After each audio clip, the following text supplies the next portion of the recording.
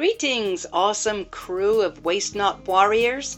I'm Mandy Wildman, and today I'm going to show you how I made this cottagecore dress in the most fun fabrics and divine pastel colors I've ever found, and I'm not even kidding. We'll go step by step through the process of finding the ingredients, figuring out the design, the happy accidents, and the final results. After the thrift haul I showed you in the last video, I couldn't wait to use the gorgeous cotton check dust ruffle I'd found. In the same haul, I found this 100% cotton sleeveless top in a soft check pattern in the same pink as was in the dust ruffle. Score! I wanted sleeves for the dress, so I had to dig into my stash of thrifted clothing. Well, I call it inventory. Right, and came up with this cute but unfortunately torn blouse that my sister-in-law had given me a while back. I get a basic idea in my head and I kind of let the garment design itself, but if your design style is more structured than that, go for it. Let yourself create for the pure fun and enjoyment of it, and you'll get great results that'll make you happy, I promise. I draped the clothing on my mannequin first to get a rough idea of what I was going for. With that done, I couldn't wait to grab the dust ruffle and separate it from the sheet. I love seam ripping and I use razor blades to do it. The sheet part turned out to be a nice linen, which I set aside to use later. Then I measured how much of the ruffle sections I had, and I kept it ruffled in more or less the same way that it was, which helps a lot, trust me. Next, I placed the top and the ruffle together at the waist on the mannequin. I like a nice high waist, so I picked a spot just under the bust and I marked it with pins.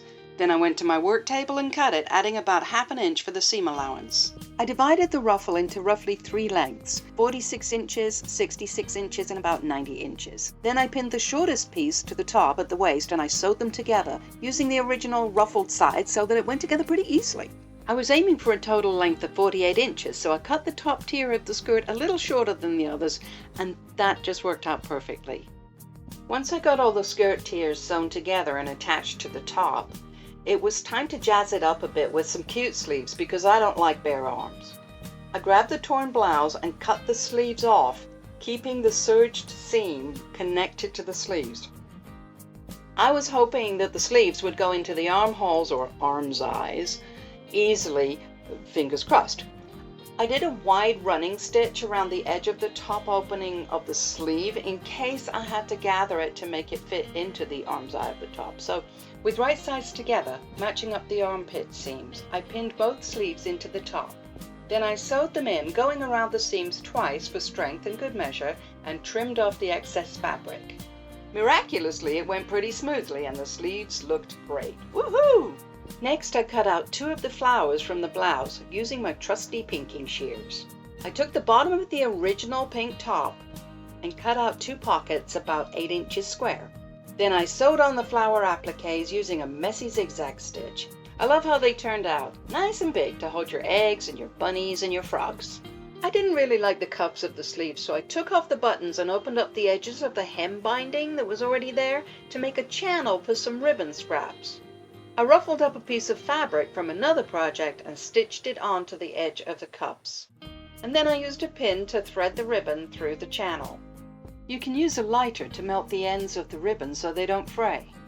I really like to be able to adjust the tightness of the sleeves, and these turned out both cute and practical. A ruffle and a tie ribbon at the cuffs of the sleeves? Because why not?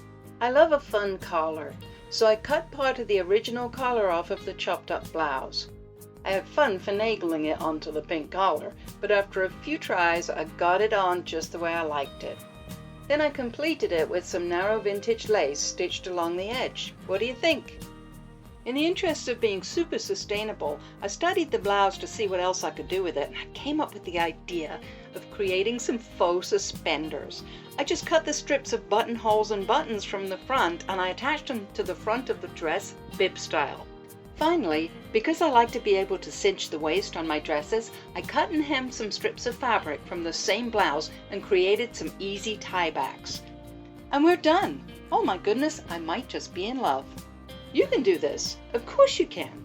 I'm so happy you could join me today because it's always more fun to do projects with your friends and fellow waste not warriors. See you next time!